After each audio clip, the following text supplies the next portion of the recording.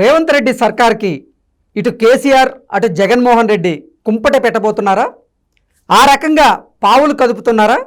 అందులో భాగంగానే వైఎస్ఆర్సీపీ ఎంపీ విజయసాయిరెడ్డి లోక్సభ ఎన్నికల తరువాత తెలంగాణలో కాంగ్రెస్ ప్రభుత్వం కుప్పకూలిపోతోంది అంటూ వ్యాఖ్యలు చేశారా అంటే అవుననే సమాధానం ఇస్తున్నారు కొంతమంది రాజకీయ విశ్లేషకులు.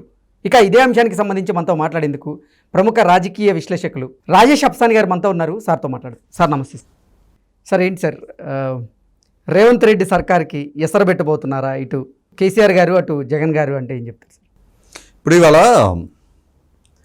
కేసీఆర్ గారు ఆయన పదవి బాధ్యతలు కొనసాగించిన నాళ్ళు 10 సంవత్సరాల పాటు అధికారంలో కొనసాగిన నాళ్ళు తెలంగాణలో రాజకీయ అస్థిరత సృష్టించారు ఆయన.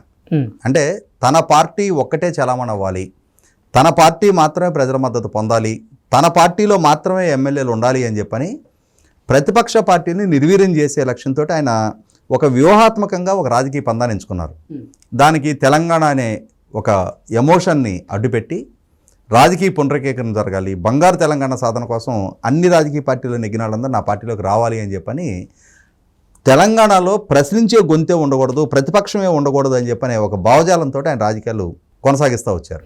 కానీ అంతిమంగా ప్రజల ఆలోచన వేరుగా ఉంది కాబట్టి ఇవాళ కేసీఆర్ గారిని ప్రతిపక్ష పాత్రకు పరిమితం చేశారు. అయితే ఇక్కడ ప్రభుత్వాన్ని పడగొట్టే దిశగా కేసీఆర్ గారు ప్రయత్నం చేస్తారా అంటే నేను అనుకోవటం అటువంటి ప్రయత్నం కేసీఆర్ గారి వైపు నుంచి జరగకపోవచ్చు. ఓకే, ఎందుకంటే కేసీఆర్ గారు ఓటమిని హుందాగానే స్వీకరించారు.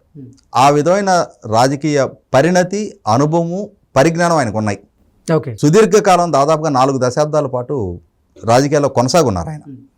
అటువంటి అనుభవజ్ఞుడైన నాయకుడు ఇంత ఇమ్మెచ్యూర్డ్గా ఒక రాజకీయ పార్టీ అధికారంలోకి రాగానే ఆ పార్టీని అస్థిరపాలు చేసి మళ్ళీ వెనువెంటనే తన అధికారం తాను దక్కించుకోవాలని చెప్పనే ప్రయత్నాలు చేయకపోవచ్చు. కొన్నాళ్ళు వేచి చూసే ధోరణి ప్రదర్శించవచ్చు ఆయన. కాకపోతే వైసీపీ పార్టీది కొంచెం భిన్న వైఖరి. ఓకే, వైసీపీ పార్టీ కూడా మొదట్లో 2014లో తెలుగుదేశం పార్టీ అధికారంలోకి వచ్చిన కొత్తల్లోనే 2 సంవత్సరాల్లోనే జగన్మోహన్ రెడ్డి గారు స్వయంగా రాజ్భవన్ ముందు ఆయన ఒక ప్రకటన ఇవ్వడం జరిగింది. తెలుగుదేశం పార్టీకి సంబంధించిన కొంతమంది శాసనసభ్యులు ఆల్రెడీ నాతో చర్చలు జరుపుతూ ఉన్నారు, మరికొంత సంఖ్యాబలం మాకు అవసరం, అప్పుడు ఈ ప్రభుత్వాన్ని పడగొడతామని చెప్పని డైరెక్ట్గానే స్టేట్మెంట్ ఇవ్వడం జరిగింది. ఆయన పదవి బాధ్యతలు చేపట్టిన కొత్తల్లోనే 2 సంవత్సరాలు ఈ ప్రభుత్వం కూలిపోద్దని చెప్పని స్టేట్మెంట్లు ఇస్తూ ఉండేవాళ్ళు ఆయన. కాకపోతే 2019లో ఎన్నికల్లోనే ఆయనకు అధికారం దక్కింది. ఇటువంటి నేపథ్యంలో నిన్న విజయసాయిరెడ్డి స్టేట్మెంట్ను కూడా మనం అంత సీరియస్గా పరిగణలోకి తీసుకోవసరలా. ఓకే, ఎందుకనంటే ఆయనకి ఇవాళ భారతీయ జనతా పార్టీ అనుగ్రహం కావాలి. భారతీయ జనతా పార్టీ అనుగ్రహం కావాలి అని అంటే భారతీయ జనతా పార్టీకి రాజకీయ ప్రత్యర్థిగా ఉన్న కాంగ్రెస్ పార్టీని దూషించాలి. కారణం లేకుండానే నిన్న ఆయన రాజ్యసభలో చేసిన ప్రసంగంలో కాంగ్రెస్ పార్టీని దూషించారు. కాంగ్రెస్ పార్టీ 50 సంవత్సరాల పరిపాలన దేశంలో ఒక చీకటి రోజులుగా ప్రస్తావించారు ఆయన. కాంగ్రెస్ పార్టీ అభివృద్ధి చేయలేదన్నారు. 2014 నుంచి నరేంద్ర మోడీ గారి పాలనా హయాంలోనే దేశం అభివృద్ధి చెందింది అన్నారు. ఆ విజయసాయిరెడ్డి గుర్తుంచుకోవాల్సింది ఏంటి అంటే ఆయన ప్రస్తావిస్తున్న కాంగ్రెస్ పార్టీ పరిపాలనా కాలంలోనే వీళ్ళ ఆరాధ్య నాయకుడు, వీళ్ళ మహానాయకుడు అని చెప్పుకునే రాజశేఖర రెడ్డి గారి పాలనా హయాం కూడా ఆ కాలంలోనే ఉంది. అవును, అంటే చీకటి రోజుల్లో అంటే రాజశేఖర రెడ్డి గారిది కూడా చీకటి రోజులుగానే ప్రస్తావించదలుచుకున్నాడా? ఇవాళ 50 సంవత్సరాలు కాంగ్రెస్ పార్టీ పరిపాలన కొనసాగింది వాస్తవమే, కానీ ఇవాళ దేశంలో ప్రాజెక్టుల నిర్మాణం వాళ్ళ హయాంలోనే జరిగింది, పబ్లిక్ సెక్టర్ ఇండస్ట్రీస్ వాళ్ళ హయాంలోనే ఎస్టాబ్లిష్ అయినాయి, ప్రధాన ఐఐటీలు ఐఐఎంలన్నీ వాళ్ళ హయాంలోనే ఎస్టాబ్లిష్ అయినాయి, ప్రధాన ల్యాబులన్నీ వాళ్ళ హయాంలోనే ఎస్టాబ్లిష్ అయినాయి.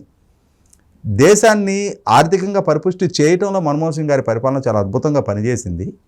ఇటువంటి నేపథ్యంలో అసలు ఆ పార్టీలో కొన్ని లోపాలు ఉంటే ఉండొచ్చు. ఆ పరిపాలనా హయాం సువర్ణ అధ్యాయం అని చెప్పని మనం కూడా ప్రస్తావించాం.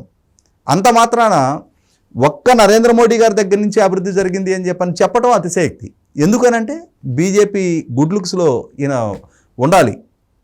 వాళ్ళ మీద ఉన్న కేసులు, వాళ్ళకున్న బలహీనతలు, ఆ విచారణ నుంచి తప్పించుకోవటం, రేపటి రోజున శిక్షకు గురి కాకుండా కాపాడతారేమోననే ఒక ఆశతోటి కేంద్ర పెద్దలకి ఊడిగం చేస్తూ ఉన్నారు.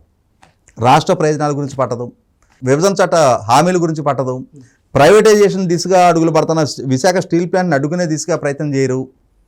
ఒక ప్రజాప్రతినిధిగా విజయసాయిరెడ్డి కానీ పార్లమెంటరీ పార్టీ నాయకుడిగా విజయసాయిరెడ్డి కానీ ఆ పార్టీ అధ్యక్షుడిగా ముఖ్యమంత్రిగా జగన్మోహన్ రెడ్డి కానీ రాష్ట్ర హితాన్ని మర్చిపోయి A1గా జగన్మోహన్ రెడ్డి గారు, A2గా విజయసాయిరెడ్డి కేసుల నుంచి ఎట్లా బయటపడాలా అని చెప్పనే ఏకైక లక్ష్యంతో ఓకే, కేవలం కేంద్ర ప్రభుత్వం దగ్గర దాసోహం అని చెప్పని రాష్ట్ర ప్రయోజనాలను తాకట్టు పెట్టారు. అందుకోసం అని చెప్పని కేంద్ర భారతీయ జనతా పార్టీ పెద్దల ఆశీస్సుల కోసం, వాళ్ళ అనుగ్రహం కోసం ఈ రకంగా చెలరైపోయి మాట్లాడుతున్నారు. ఇవాళ రేపు పార్లమెంట్ ఎన్నికల తర్వాత కాంగ్రెస్ ప్రభుత్వం కూలిపోద్దని చెప్పని చెప్తున్న విజయసాయిరెడ్డి రేపు పార్లమెంట్ ఎన్నికలు, అసెంబ్లీ ఎన్నికలు, ఆంధ్రప్రదేశ్ అసెంబ్లీ ఎన్నికలు ఒకేసారి జరగబోతున్నాయి. ఒకవేళ మీ ప్రభుత్వం తిరస్కరణకు గురైతే ఆ రోజు నీ స్థాయి ఏంటో చూసుకో ఒకసారి. ఇవాళ నీ కేసులు విచారణ నుంచి ఇప్పుడు తప్పించుకుంటున్నారు. విచారణకి డే టు డే విచారణకు హాజరు కావటం లేదు. 100 వాయిదాలు తీసుకుంటా ఉన్నారు. రేపు ఒకసారి మీ అధికారం దూరం జరిగితే ఆ రోజు మీ పరిస్థితి ఏంటి? మీ రాజకీయ భవిష్యత్తు ఎక్కడ ఉంటుంది? మీ వ్యక్తిగత జీవితం ఎక్కడ ముగుస్తుందో చూసుకొని మొట్టమొదటి మీరు. అట్లాంటప్పుడు మీరు ఒక ప్రజాస్వామ్యబద్ధంగా ఎన్నికైన ప్రభుత్వం కూలిపోద్ది అని చెప్పని ఆ ప్రభుత్వ ప్రమాణ స్వీకారం చేసి ఈ రోజుకి 2 నెలలు, కేవలం 2 నెలల క్రితం ప్రమాణ స్వీకారం చేసింది. అటువంటి ప్రభుత్వాన్ని మనకు తెలుగులో ఒక సామెత ఉంది, శుభం పలకరా మంక అంటే ఆ పెళ్లి కూతురు మొండెక్కడ తెచ్చింది అన్నారంట. మీకు కన్స్ట్రక్టివ్గా పరిపాలన చేయటం మీ ప్రభుత్వానికి చేత కాదు. తెలంగాణ ప్రజలు ఏరుకోరి ఎంపిక చేసుకున్న ప్రభుత్వాన్ని వాళ్ళు ప్రమాణ స్వీకారం చేసి 2 నెలల్లో వాళ్ళ విధానాలు రూపకల్పన చేసుకొని ప్రజలకు చేసిన వాగ్దానాలు నెరవేర్చే తీసుకు వాళ్ళు అడుగులేస్తుంటే ఇవాళ ఆ ప్రభుత్వం కూలిపోద్దని చెప్పనే శాపనార్థాలు పెట్టడం ఏంటి? పిల్లి శాపనార్థాలకి ఉట్టి తెగదు విజయసాయిరెడ్డి గారు.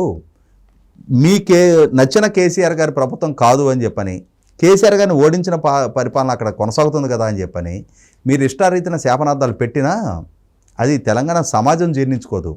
రేపు అంతిమంగా రేవంత్ రెడ్డి గారు లాంటి ఒక పోరాటతత్వం ప్రదర్శించగలిగే నాయకుడిని మీరు శత్రువులుగా మార్చుకుంటున్నారు. రేపటి రోజున దాని పరిస్థితులు, పరిణామాలు ఎటు దారితీస్తే ఆలోచించుకోండి. మీకు కేసీఆర్ గారి నుంచి దొరికిన రక్షణ ఎల్లకాలం శాశ్వతంగా అదే కొనసాగదు. రేపు మీ అధికారం కోల్పోయిన రోజున ఆ రోజు మీరు ఎటువంటి సంక్లిష్ట పరిస్థితులు ఎదుర్కోవాలో ఇప్పటికీ మీ కేసులన్నీ హైదరాబాద్లోనే విచారణ జరుగుతున్నాయి. అన్నిటికన్నా ముఖ్యంగా వివేకానంద రెడ్డి గారి హత్య కేసు కూడా ఇవాళ హైదరాబాద్లోనే విచారణ జరుగుతుంది. అవును, మీరందరూ చేతులు కట్టుకొని బోనుల్లో నుంచోవాల్సిన అక్యూజ్డ్ మీరు.